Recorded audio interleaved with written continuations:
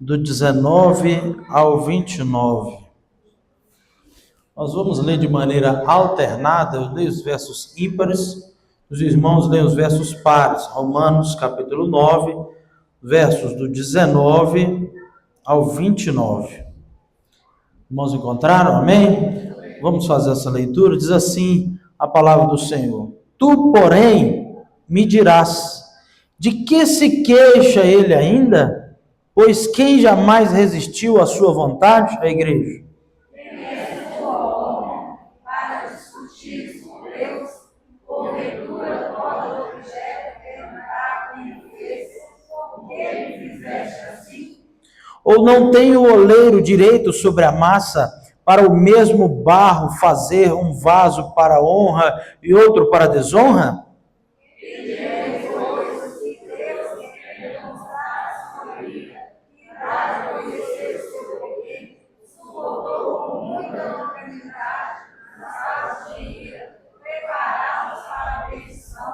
A fim de que também desse a conhecer as riquezas da sua glória em vasos de misericórdia, que para a glória preparou de antemão.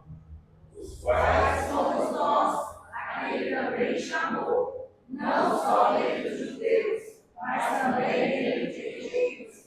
Assim como também dizem Oséias: chamarei povo meu ao que não era meu povo, e amada à que não era amada. E no lugar da justiça, vós não sois meu povo, ali mesmo serão chamados filhos do Deus vivo. Mas, relativamente a Israel, dele clama Isaías: ainda que o número dos filhos de Israel seja como a areia do mar, o remanescente é que será salvo. Porque o Senhor cumprirá a sua palavra sobre a terra, cabalmente e em breve. Como Isaías já disse, se o Senhor dos Exércitos não nos tivesse deixado descendência, ter-nos-íamos tornado como Sodoma e semelhantes a Gomorra. Feche os seus olhos, vamos orar. Senhor Jesus, mais uma vez nós agradecemos ao Senhor pela tua graça, pelo teu amor. Te agradecemos por ter nos escolhido como filhos eleitos do Senhor. Estamos aqui nessa noite para aprender mais a tua palavra, para conhecer o teu amor, para conhecer a graça do Senhor que está sobre nós. Nós pedimos que o Senhor fale aos nossos corações, Pai, que nós tenhamos aqui entendimento de tudo aquilo que o Senhor quer falar, Pai, à tua igreja. Pai, que o Senhor fale aos nossos corações de maneira poderosa. Nós pedimos e agradecemos em nome de Jesus. Amém. Os irmãos podem se assentar. Irmãos, uma rádio americana fez uma pesquisa e ela constatou que nos últimos 60 anos houve um crescimento no número de evangélicos exponencial, a ponto desse número chegar a 600 a 650 milhões de cristãos. Esse aumento ele se deu principalmente nas regiões da África e América Latina, onde nós estamos. E esse crescimento, irmãos, se deu, inclusive em todas as partes do mundo, a ponto dessa rádio chegar à conclusão de que o evangelho não vai demorar muito para alcançar, se assim for a progressão, alcançar a maioria da população.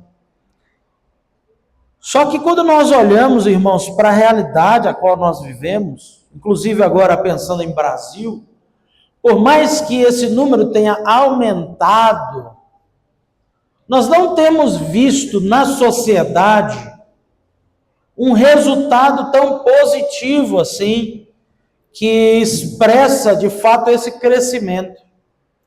Se esse crescimento ele tivesse acontecido da mesma forma que na quantidade, na sua qualidade, ou se os crentes que estão sendo feitos ou sendo preparados para este mundo, eles fossem da mesma qualidade dos crentes, entre aspas, antigos, nós teríamos uma sociedade mais justa, nós teríamos um comércio mais justo, nós teríamos políticos mais honestos, nós teríamos uma sociedade que, em sua totalidade, estaria melhorando e não piorando, como nós temos visto atualmente. Então, a questão aqui, a máxima que eu quero trazer aqui para nós nessa noite é que nem todos que se dizem evangélicos são necessariamente eleitos no ponto de vista bíblico. Ser cristão vai muito além de participar de alguns cultos, vai muito além de ter o nome no aplicativo Eclesia, o qual nós estamos agora fazendo esse recadastramento, vai muito além de participar de um grupo de pessoas. Mas isso é muito mais profundo e é sobre isso que eu gostaria de caminhar falando aqui nessa noite. O apóstolo Paulo, no capítulo 9 de Romanos, ele traz um entendimento profundo da soberania de Deus em relação à salvação. E o tema dessa noite nós vamos falar sobre a soberania de Deus. Deus é soberano sobre tudo e sobre todos, e nunca perde o controle de absolutamente nada. Amém, irmãos? Esse texto que nós estamos lendo aqui está dentro da Epístola aos Romanos, e aqui alguns historiadores vão se debruçar no estudo desse texto para tentar descobrir para quem ele foi escrito. E nós chegamos à conclusão que esse texto é escrito tanto para judeus quanto também para gentios. O apóstolo Paulo, no seu desejo de chegar à Espanha, no seu desejo de pregar na Espanha, ele apresenta então o evangelho para os cristãos que estão ali em Roma. E é nesse processo que no ano 57 depois de Cristo, ele escreve esta carta. Carta essa então que traz uma apresentação geral do evangelho. E quando nós vamos ler o texto, na verdade, todo o capítulo 9, desde o verso 1, nós vemos que o apóstolo Paulo ele lamenta profundamente os seus compatriotas, dos israelitas, terem abandonado esta verdade do Messias. Eles terem entrado em descrédito, eles terem rejeitado a mensagem do Messias. E ele não está escrevendo de uma maneira filosófica apenas, mas enfrentando o aparente fracasso da promessa. Existia uma promessa dada aos judeus, uma promessa que dentre os judeus viria o Messias. Essa promessa foi dada aos filhos de Abraão. Porém, eles rejeitaram essa promessa. O texto de João diz que veio para os que eram seus, mas os seus não o receberam. E aí a gente entra na jogada. Mas a todos aqueles que creram, o fator é crer, o fator é a fé. Ele nos deu o poder de nos tornarmos filhos também de Deus. Então, nós vamos falar sobre a eleição à luz da palavra, como a soberania de Deus exerce eleição. Nesse contexto aqui, o apóstolo Paulo ele introduz a doutrina da soberania de Deus na eleição. Deus é o Criador e tem direito para escolher os seus eleitos. Essa é uma doutrina, irmãos, muito complexa. É uma doutrina muito difícil. Mas, nessa noite, eu tenho a árdua tarefa de tentar simplificar isso aqui para nós nessa noite. Por mais que o texto seja um tanto complexo. O Senhor, ele tem a soberania de escolher. E essa soberania, irmãos, é uma soberania que nós conhecemos e se fala muito na teologia como a soberania inalienável. Essa palavra é muito utilizada quando você financia um carro que está alienado, né? E o fato dele estar alienado, isso quer dizer que ele não pode ser transferido para outra pessoa. Da mesma forma, a soberania de Deus, ao eleger, ao escolher os seus filhos, também não pode ser transferida a absolutamente ninguém. Deus é soberano sobre tudo e sobre todos. E foi no processo da reforma protestante, irmãos, mais precisamente, João Calvino retorna a essa leitura bíblica, mostrando a supremacia de Deus em todas as coisas, inclusive sobre a salvação dos pecadores. Eu dividi esse texto aqui, irmãos, do verso 19 ao verso 29, em 3 expressões da soberania de Deus. 3 expressões da soberania de Deus. E, em primeiro lugar, a soberania de Deus, ela é expressa na eleição em justiça. Você pode repetir comigo? A soberania de Deus é expressa na eleição em justiça. Vamos falar mais uma vez? A soberania de Deus é expressa na eleição em justiça. Paulo aqui antecipa uma objeção que nós vemos aqui, que se repete por várias vezes nesse texto. Semana passada eu preguei em Romanos capítulo 8, e o apóstolo Paulo ele também começa fazendo uma objeção. Eu gostaria de ler aqui os versos 19 em diante, acompanhe por favor comigo a leitura. Diz assim a palavra do Senhor: Tu, porém, me dirás, de que se queixa ele ainda? Pois quem jamais resistiu à sua vontade? Quem és tu, homem, para discutires com Deus? Porventura pode o objeto perguntar a quem o fez: por que me fizeste assim? Ou não tem o oleiro direito sobre a massa para do mesmo barro fazer um vaso de honra e outro para desonra? Que diremos, pois? Se Deus, querendo mostrar a sua ira e dar a conhecer o seu poder, suportou com muita longanimidade os vasos de ira, preparados para a perdição, a fim de que também desse a conhecer as riquezas da sua glória, em vasos de misericórdia, que para a glória preparou de antemão. O apóstolo Paulo aqui, ele antecipa uma objeção. Então, por que Deus ainda nos culpa? Ou por que resiste ainda à sua vontade? Nessa conversa, irmãos, sobre a eleição, no fato de Deus ter escolhido os seus eleitos, a Bíblia nos mostra que, além de Criador dos céus e da terra, e propriamente Criador de Adão e Eva, Ele continua sendo o nosso Criador. E quando o Senhor nos cria, Ele decide antes da fundação do mundo aqueles que serão vaso de honra, aqueles que serão os escolhidos, aqueles que serão os eleitos de Deus.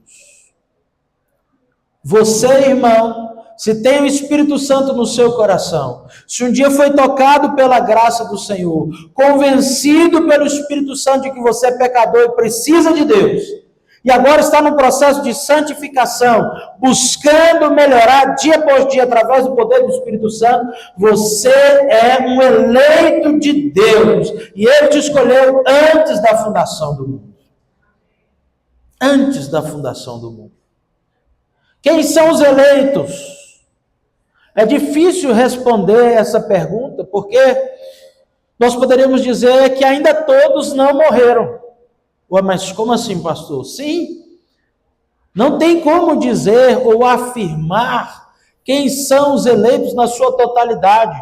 Por exemplo, aquele ladrão que estava à direita da cruz, qualquer um que o conhecesse em toda a sua jornada de vida, até os momentos antes dele ter um encontro com Jesus, por conseguinte, ter sido tocado pelo Espírito Santo, qualquer um afirmaria: esse camarada vai para o inferno. Esse camarada não tem o Espírito Santo de Deus, esse camarada vai para o inferno. 2 ladrões, um à direita e um à esquerda. Não era um bonzinho e um mau. Os 2, de igual forma, receberam a mesma sentença. Portanto, se fôssemos classificar da mesma forma que os juízes classificam hoje perante a lei, um crime hediondo, premeditado, um crime que choca a sociedade, a ponto da necessidade de morrerem a pior morte da época, a pior condenação. Portanto, aquele da direita não era um santinho, era um homem totalmente depravado, um homem cheio de pecados, culpado pelos seus pecados. Mas quando ele se encontra com Jesus, no dia que o Espírito Santo decidiu, que veio a calhar de ser no dia da sua morte, o Espírito Santo tocou no coração dele. E se você observar os textos que narram esse momento, aquilo não aconteceu desde o momento antes dele subir na cruz, que ele já estava com medo da morte. O texto diz que no começo, os dois, tanto da direita quanto da esquerda, estavam caçoando de Jesus. Os dois. Mas em determinado momento, algo aconteceu no coração daquele rapaz. Algo inexplicável. Não veio através de uma pregação, não veio através de imposição de mãos, não veio através de um milagre excepcional que transformou a sua vida. Pelo contrário, ele estava fadado a morrer e morreu. Mas o Espírito Santo tocou no seu coração naquele dia. E ali ele entende uma realidade diferente. Ele começa a perceber a vida de uma maneira diferente. A raiva que tomava conta do ladrão da esquerda, agora não tomava conta mais do coração do ladrão à direita. A vontade de se vingar de todos aqueles que fizeram isso agora não estava mais no coração daquele que estava à direita. E por momentos muito ínfimos, muito pequenos, ele agora transforma a sua realidade e o seu pensamento é mudado a ponto de entender que quem estava no meio entre eles ali era todo poderoso para alterar a sua realidade espiritual, inclusive era dono da eternidade. A ponto de olhar para Jesus e falar: Senhor, quando estiveres no teu paraíso, lembra-te de mim. Eu não tenho advogados aqui para interceder a meu favor, eu já estou crucificado, não tem mais solução para mim. Eu sei que a morte me espera. Mas ainda assim eu sei que existe algo depois da morte. A morte não é o fim. Eu reconheço isso diante do Senhor. Por isso eu te peço, lembra-te de mim. Eu sei que o Senhor é Deus. Eu sei que o Senhor tem autoridade para fazer isso. Eu sei que o Senhor é santo. Quem convenceu aquele homem foi o Espírito Santo de Deus. Naquele momento ele foi regenerado. Naquele momento ele foi transformado. E nós temos plena certeza disso, porque o próprio Jesus olha para ele e diz: hoje mesmo estarás comigo no paraíso. Um eleito que foi convocado nas últimas horas de vida. Como afirmar quem são os eleitos de Deus? Nós não sabemos, por isso nos foi dada a grande tarefa, a grande comissão de pregar. É por isso que nós pregamos, é por isso que nós oramos, para que o Senhor mesmo chame os seus eleitos, para que o Senhor mesmo resgate os seus eleitos, para que o Senhor mesmo regenere aqueles que já foram escolhidos. E quais os critérios para essa escolha, meu irmão? Na nossa justiça de século 21, na nossa justiça de Ocidente, isso é uma grande injustiça. Na nossa justiça, olhar para a eleição pode parecer algo muito fatalístico, algo muito fatalista, a ponto de parecer que alguns não tiveram a oportunidade. Quando, na verdade, irmãos, os critérios não são claros para nós. Nós não conseguimos identificar por que Deus nos salvou. Ou você acha que na sua vida tinha algo que chamava a atenção de Deus a ponto dele desejar morrer por você? Ele morreu por nós por graça e por misericórdia. Portanto, então, o apóstolo Paulo, ele diz, em todo o capítulo 9, mas tratando mais de maneira minuciosa os versos 19 em diante, o apóstolo Paulo, ele nos diz, irmãos, que nós somos barro na mão do oleiro. Portanto, não podemos tomar essa decisão. Não podemos decidir. Porque essa decisão já foi feita há muito tempo atrás. Portanto, se você está aqui hoje é porque o Senhor já olhava para você. Se você está aqui hoje é porque o Senhor já havia te escolhido. O Senhor nos escolheu antes da fundação do mundo. E o texto ainda afirma nos versos 22 e 23 que o Senhor suporta com muita paciência os objetos de ira preparados para a perdição. Isso para mim, irmãos, fica muito claro na última ceia do Senhor Jesus. Quando ele já sabia da decisão de Judas, quando Judas já estava por poder das moedas, quando Judas já tinha feito um contrato com os fariseus de entregar Jesus com um beijo no rosto. Jesus poderia ordenar naquele momento ali que Judas fosse fulminado diante dos discípulos, enquanto ele chegava o cálice perto da sua boca, para ser uma demonstração de seriedade, de fidelidade com o Senhor. Mas Deus permite. Deus permite que Judas participasse daquele momento, tendo paciência até com aqueles vasos de desonra. Teólogos reformados como Sproul, eles expressam que nessa passagem Deus não distingue arbitrariamente os seres humanos em bons ou maus, mas sim ele revela sobre aquele que ele fez superabundar a graça sobre o pecado. Aqueles os quais a justiça de Deus fez com que a culpa do pecado não recaísse sobre eles. Então, o que eu preciso fazer, pastor, para ganhar essa salvação? O que eu preciso fazer para ganhar esse ingresso? Esse ticket que diz que eu sou eleito? Você precisa estar habilitado para crer em Jesus. Porque todo aquele que creu na sua palavra, todo aquele que creu na sua morte de cruz, como uma morte que pode nos redimir dos seus pecados, esses foram justificados pela graça de Jesus. Portanto, irmãos, nessa primeira defesa da soberania de Deus aqui, eu defendo que Deus expressa a sua soberania na eleição em justiça, e essa eleição é justa. E na sua ótica pode parecer uma injustiça, e na minha também, porque alguns vão para o inferno. Então por que existe justiça nisso, se Deus é amor? Porque Ele permite que alguns possam ir para o inferno.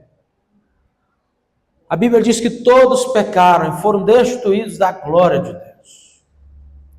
Nós decaímos do estado de graça através do pecado. E aqueles que o Espírito Santo chamou, receberam a oportunidade de serem religados ao Pai. O pecado nos separou. O pecado nos separou. O pecado é o que nos distancia de Deus. Uma ligação direta que foi estabelecida no jardim, lá no Éden, que todos os dias ao cair da tarde Deus vinha e falava com o homem, e aquele processo acontecia diariamente, de uma maneira perfeita, de uma maneira em que nada se estava interposto entre Deus e o homem. Agora com o pecado houve uma ruptura, uma separação. Mas Cristo nos religa novamente ao Pai. Cristo é o único e suficiente mediador que nos leva de volta ao Pai. Por isso, em primeiro lugar, a soberania é expressa na eleição em justiça. Em segundo lugar, caminhando no texto, nós entendemos então que a soberania de Deus, ela é expressa através da eleição corporativa. O que quer dizer isso? O texto nos diz, nos versos 24, 25 e 26, que não apenas os judeus foram chamados, mas também os gentios. Olha o que diz o verso 24. Os quais somos nós, a quem também chamou, não só dentre os judeus, mas também dentre os gentios. Assim como também dizem Oséias, chamarei povo meu ao que não era meu povo, e amada a que não era amada. E no lugar em que se lhes disse, vós não sois meu povo, ali mesmo serão chamados filhos do Deus vivo. A nossa realidade foi transformada. A graça do Senhor superabundou sobre o nosso pecado, a ponto de termos sido transformados através da regeneração. A mesma coisa que aconteceu naquele ladrão que estava à direita de Jesus, acontece dentro dos nossos corações. A partir do momento da regeneração, nós começamos a pensar diferente. Nós começamos a olhar para a vida de forma diferente. Nós começamos a perceber o pecado de forma diferente. O Espírito Santo começa a falar nos nossos corações. Isso nos ativa a buscar a verdade. E a palavra nos diz, conhecereis a verdade, e a verdade vos libertará. Ele nos atraiu com laços de amor. Fomos convidados de maneira irresistível.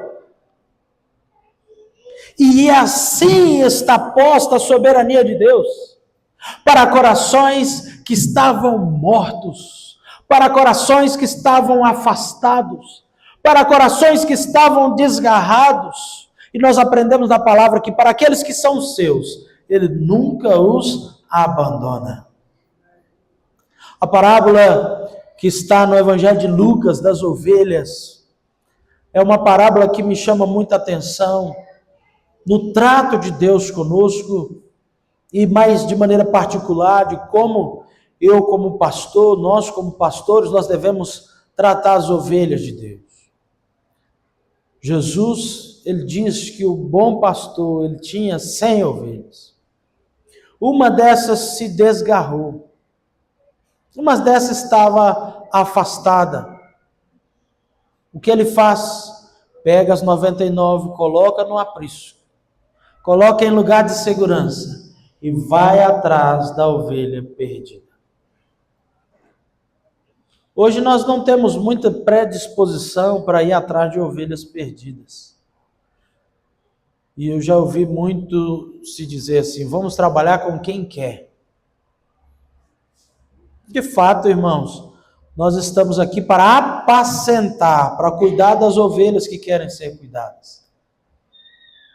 Mas existe sim uma tarefa onde nós somos impulsionados pelo Espírito Santo a buscar as ovelhas perdidas.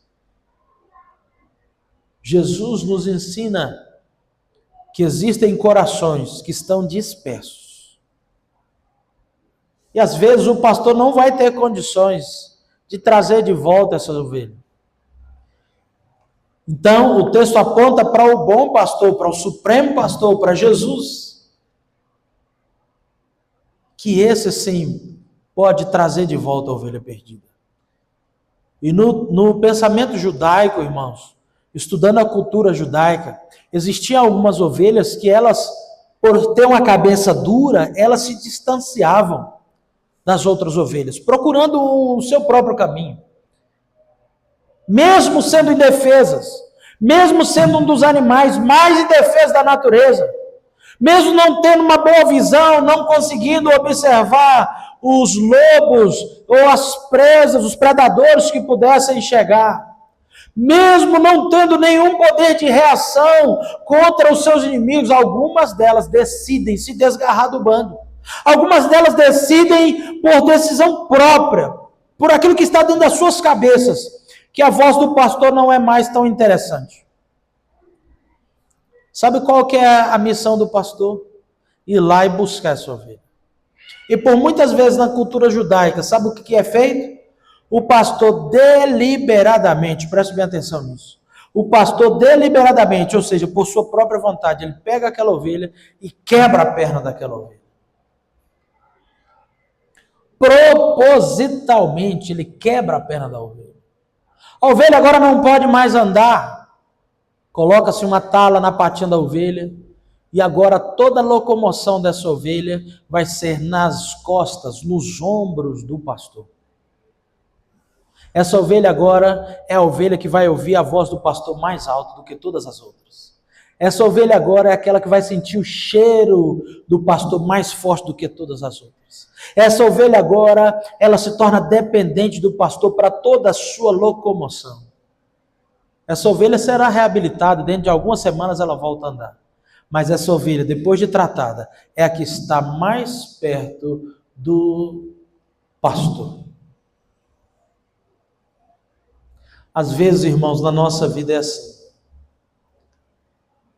Por nossa própria vontade, nós tentamos nos distanciar.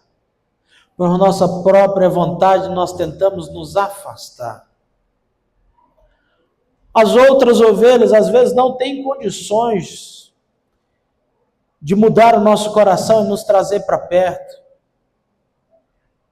Mas o bom pastor, ele pode sim buscar essa ovelha. E para tratar essa ovelha, às vezes vai doer. Para tratar essa ovelha, às vezes ela vai sofrer. E você pode olhar para Jesus no seu momento de devocional e perguntar: Jesus, por que eu estou sofrendo tanto? É porque Ele quer te trazer para mais perto. É porque Ele quer que você ouça a voz dele mais alto. É porque outras vozes estão embolando na sua cabeça e você está sendo atraído por outras coisas. A soberania de Deus na eleição nos mostra que não só Ele nos elege, não só Ele nos salva, mas também Ele nos mantém salvos. Também Ele nos mantém eleitos. E se uma vez o Espírito Santo habitou no nosso coração, nos transformou, nos chamou para essa realidade de transformação, de santificação, a Bíblia diz que aquele que começou a boa obra, ele é fiel para completá-la. O Senhor, ele toma conta dos seus. Por mais que você tente se afastar, o Senhor vai te buscar. Uma eleição, então, corporativa. Não só aqueles que querem estar perto, mas aqueles que Ele decidiu chamar. Aquele que Ele decidiu convocar. Pastor, e se o Espírito Santo não tocar no coração de alguns? Eles vão continuar nos seus pecados. Eles vão continuar nas suas dificuldades. Eles vão continuar amarrados e presos, escravizados pelos seus pecados. E eles não vão perceber isso. Eles não vão perceber que estão andando a passos largos para o inferno. Eles não vão perceber que a ausência ou o distanciamento de Deus é algo prejudicial para os seus corações.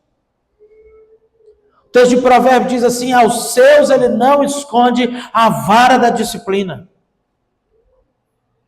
Em algum outro dia eu já falei aqui, meu irmão, se você peca e se entristece por conta disso, se você pisa na bola e seu coração dói por causa disso, isso é um ótimo sinal de que o Espírito Santo está no seu coração. Agora, para aqueles que se distanciam, para aqueles que fogem da presença de Deus, para aqueles que se afastam e fica tudo bem, para aqueles que planejam o mal e fica tudo bem, para aqueles que se afastam do pastor e fica tudo bem, isso é um indício muito perigoso. É um indício muito perigoso. É por isso, irmãos, que nós precisamos orar por aqueles que estão longe. É por isso que nós precisamos orar por aqueles que estão afastados. Nós temos dito, e cada vez isso fica mais perceptível na dificuldade dos jovens e adolescentes em permanecer no aprisco, permanecer num lugar de cuidado. Mas a Bíblia já nos mostra, irmãos, que filhos, em algum momento, eles podem querer viver a sua vida. Na mesma parábola, ou na continuação dessa parábola, onde um filho chamado pródigo, ele pega, isso não era o nome dele não, tá? O filho pródigo, essa é a nomenclatura que se dá a esse filho. O filho pródigo, ele decide se afastar dos cuidados do seu pai. Estar na casa do pai não é mais tão interessante. E ele sai da casa do pai, leva o dinheiro, e é algo muito pesado. Essa saída não é uma saída pacífica, porque ele não pede um dinheiro para o pai. Pai, me dá um dinheiro para eu sair. Pai, me dá um dinheiro para eu morar fora. Pai, para mim você morreu. Por isso eu quero a minha herança. O fato dele citar herança, irmãos, traz-nos uma conotação muito mais profunda de como aquele filho saiu de casa. Não foi uma saída pacífica. Eu não te quero como pai. Eu não te considero como autoridade sobre a minha vida. Me dá a minha herança. Para mim você morreu. Eu não te obedeço mais. Eu não sigo mais os seus princípios. Eu não estou mais sobre o seu jugo. E ele foi viver. Sabe o que me chama a atenção, irmãos? É que quando o dinheiro acabou, eles não se lembram da casa do pai. Quando ele procurou emprego, pela primeira vez na sua vida, ele não se lembra da casa do pai. Quando ele começou a cuidar de porcos, que para um judeu essa era a última das realidades, uma realidade totalmente impura, ele não se lembra da casa do pai. Quando ele tem fome, passando fome, tentou comer da lavagem dos porcos, ele não se lembra da casa do pai. E aí, quando ele se rebaixa, tão humilhado pelo pecado, a ponto de pedir para o dono dos porcos para comer, e o dono dos porcos rejeitar, falar, não, você não pode comer, isso aqui é só para os meus porcos, você está abaixo de porco para mim. Aí a Bíblia diz que ele cai em si. E ele se lembra, lá na casa do meu pai, lá na casa do meu pai eu tinha uma realidade melhor. Até os servos, eles tinham comida em abundância. Isso que eu fiz foi um pecado. O Espírito Santo entra no coração daquele homem nesse momento, e ele entende isso que eu fiz foi um pecado, e não só contra o meu pai, contra Deus. Ele volta ensaiando, pai, pequei contra ti, contra Deus, já não sou mais digno de ser chamado teu servo. Teu filho, trata-me como um de teus servos. Pensando ele que poderia de alguma forma chegar ali e ser destratado, e ser humilhado, assim como foi humilhado pelo dono dos porcos. Mas o pai estava de braços abertos esperando e diz assim, traga um anel novo, porque eu vou restaurar a identidade do meu filho. Ele disse que não me queria mais como pai, mas eu quero como filho. Ele é meu filho, traga um anel novo.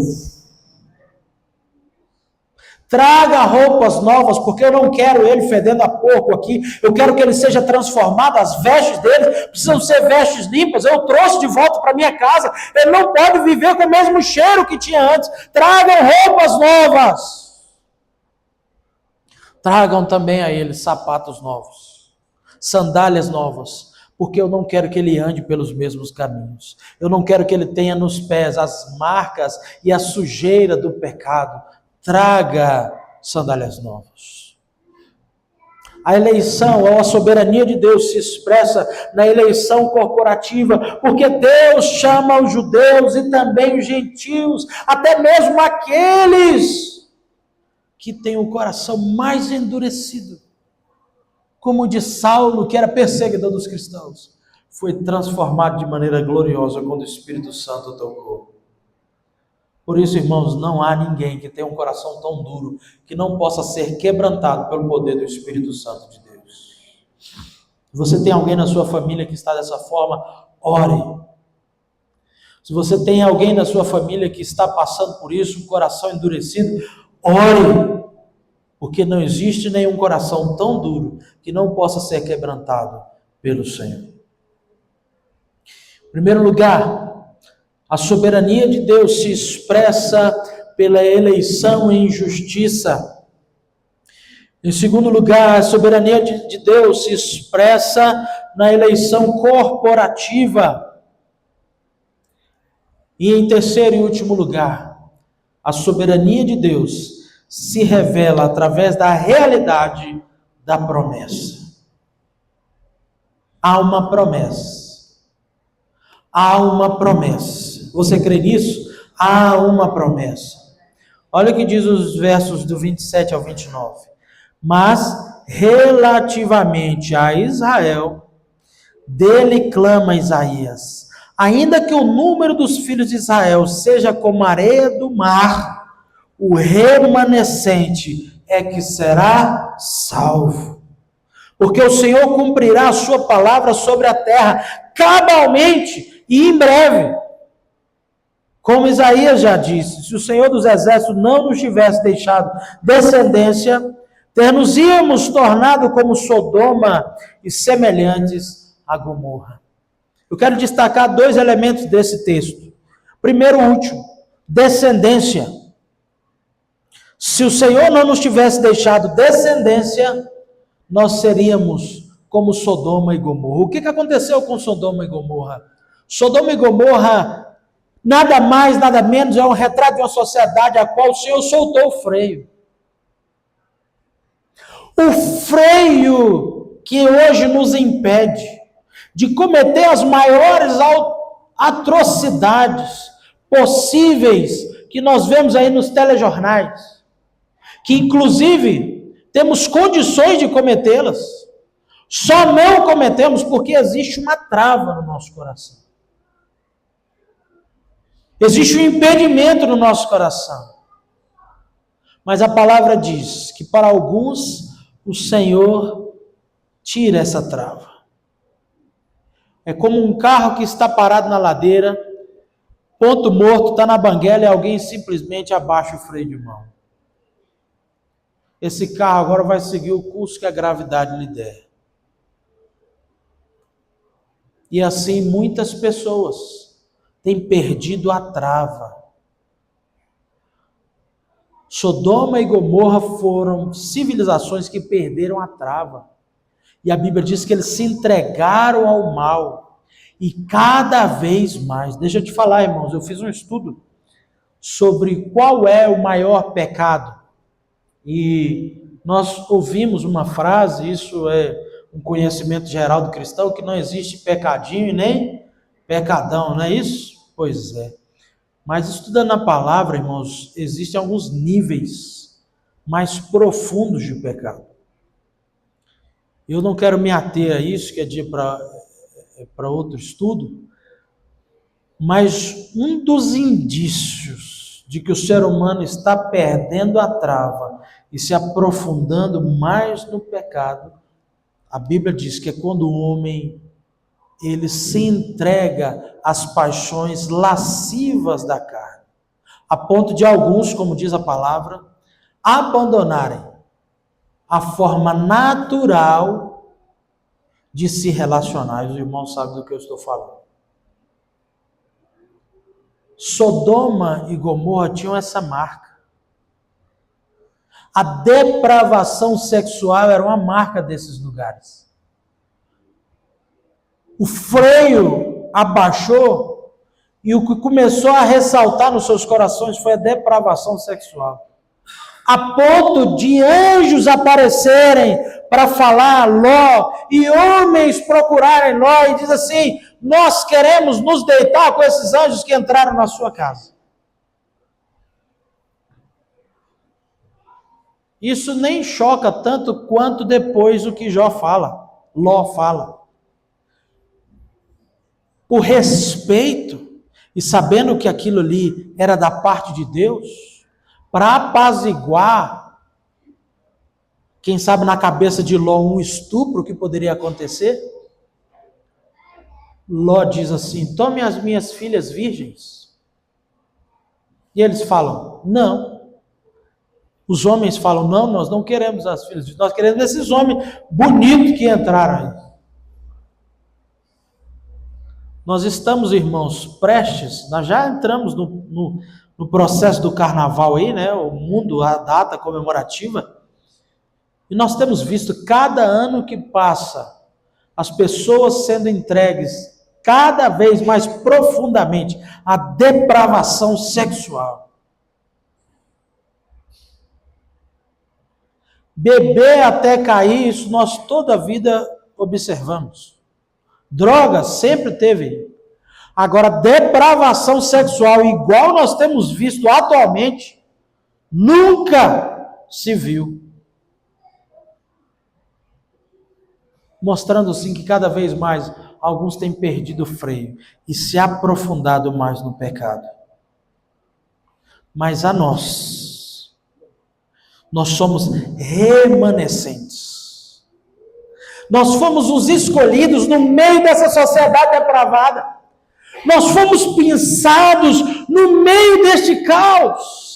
Nós fomos escolhidos para brilhar a glória de Deus num lugar totalmente obscuro. E assim a soberania de Deus se expressa quando Ele mostra a realidade da sua promessa. Nós somos remanescentes e esses serão salvos.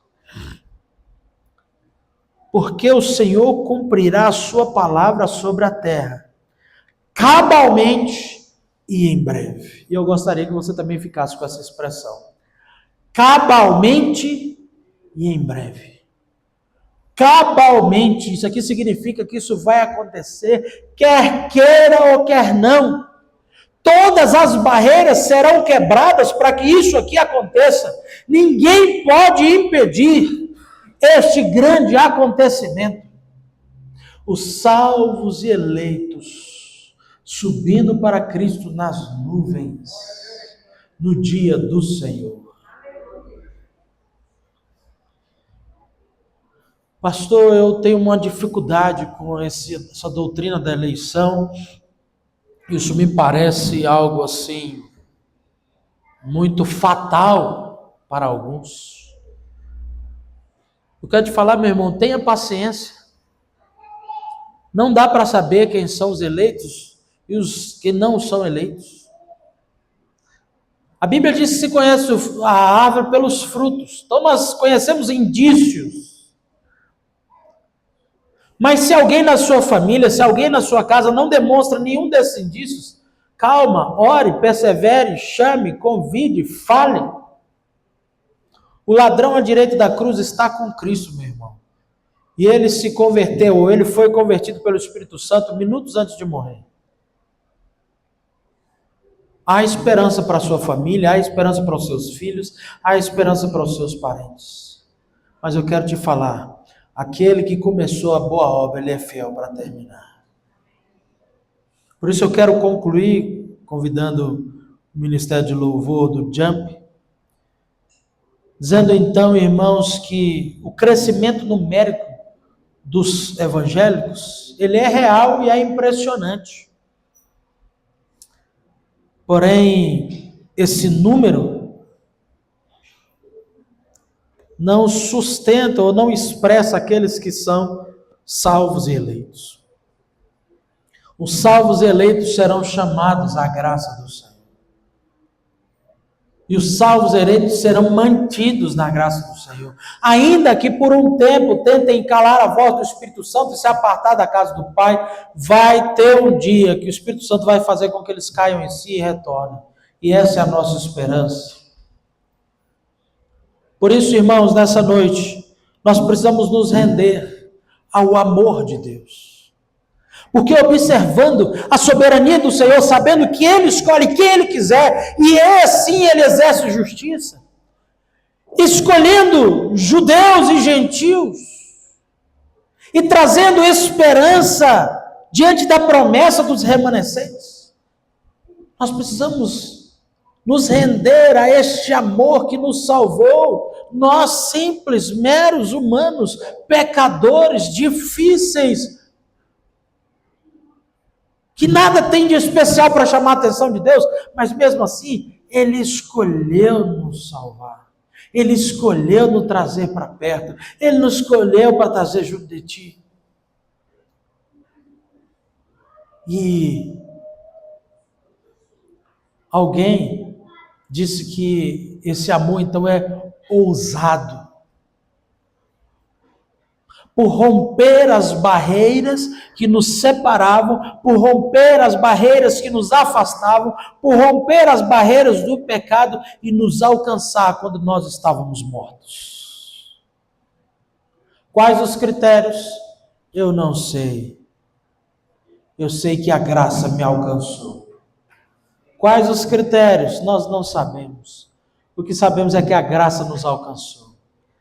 E agora nós temos o Espírito Santo dentro de nós. E isso expressa o profundo e ousado amor de Deus para conosco. Se coloque de pé nessa hora. Vamos agradecer ao Senhor pelo amor que nos alcançou. E também eu gostaria que nós orássemos por aqueles que estão distantes. Aqueles que são do Senhor. Aqueles que são eleitos do Senhor. Por algum motivo ainda não foram chamados, ou que já são filhos, sabem que são filhos, e por algum motivo estão distantes. Eu gostaria que você fechasse seus olhos nessa hora, e nós vamos orar. Ore e agradeça ao Senhor pelo ousado amor que nos alcançou. Senhor Jesus, nós te agradecemos, Pai, pela tua graça.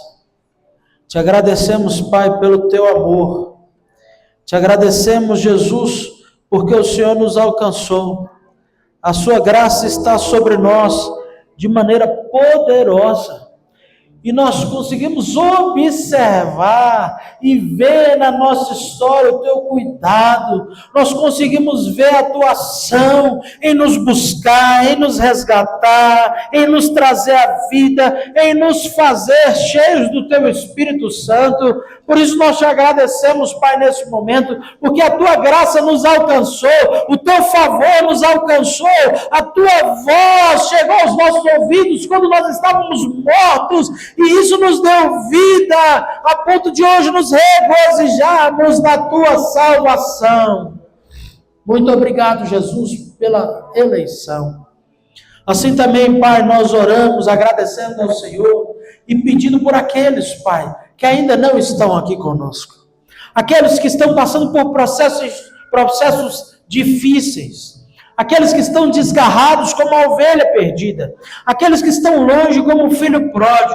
Aqueles que estão distantes como aquele ladrão à direita da cruz, achando que todas as suas maldades no final não daria em nada, quando na verdade o salário do pecado é a morte. Senhor, faça com que eles caiam em si como o filho pródigo. Se necessário for, Senhor, assim como era o costume do pastor, que as ovelhas que se perdiam e saíam e se apartavam, se for necessário, quebra a perna. Se for necessário, Senhor, traga situações dolorosas. Mas é melhor, Pai, ter pessoas sentindo dores aos pés do Senhor, do que uma alegria falsa longe da tua presença. Senhor, nós temos familiares que ainda não estão aqui conosco, nós temos familiares que se apartaram desse processo de graça. Pedimos, Senhor, resgata-os. Resgata-os, Senhor, envia o teu Espírito Santo. Se até hoje eles não caíram em si, diante de tanta palavra que eles ouviram, diante de tantas situações, Senhor, que hoje o teu Espírito Santo toque nos seus corações e que eles possam ser acordados, chacoalhados da morte, trazidos para a vida. Senhor, nós pedimos que o Senhor se manifeste de maneira poderosa. Nós pedimos e agradecemos. Em nome de Jesus. Amém. Vamos cantar essa canção?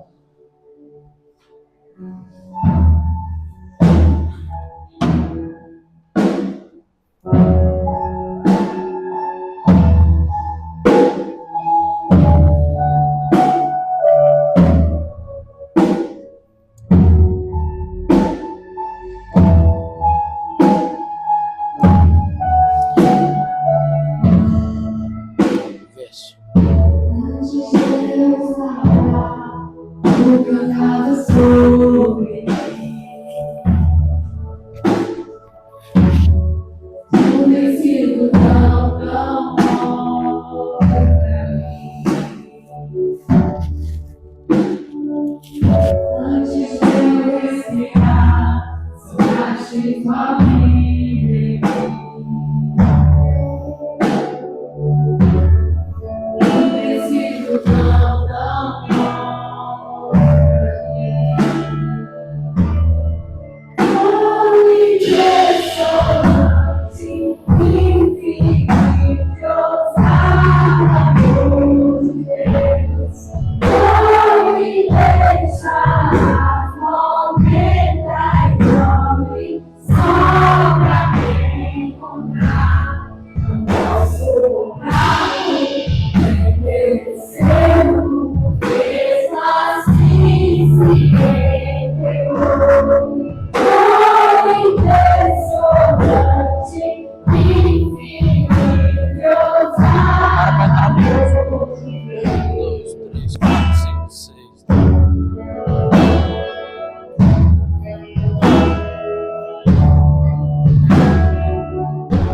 Verso.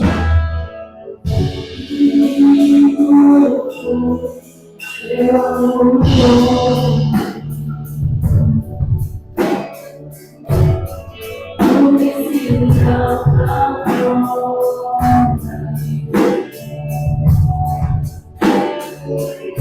Deus te amou, amor.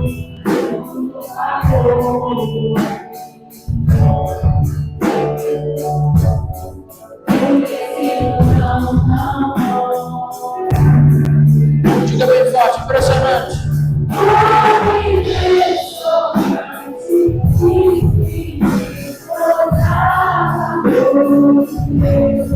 Oh, impressionante, contempla e morre, salva e comprar. Jesus.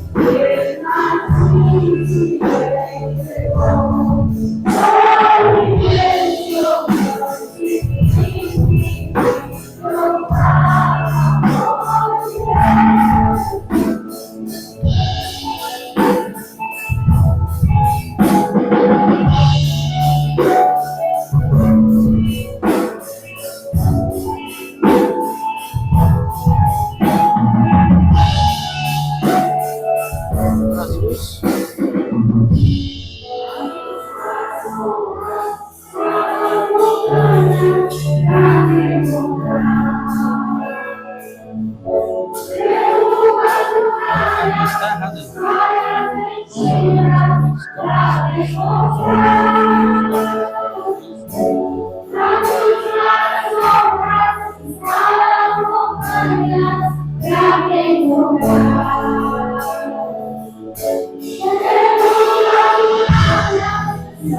errado. Paciente da vida. Traz, 3.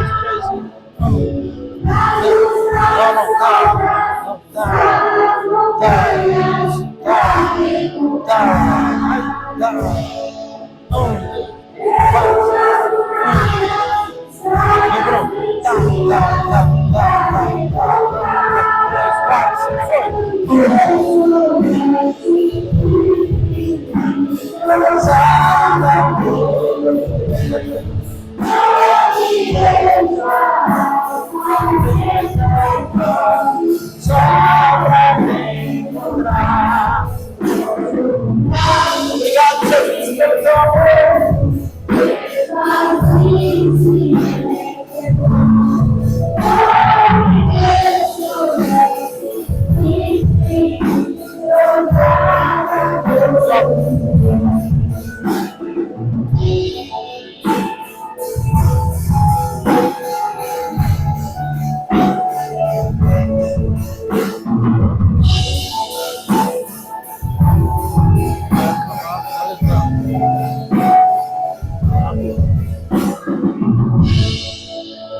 Yeah.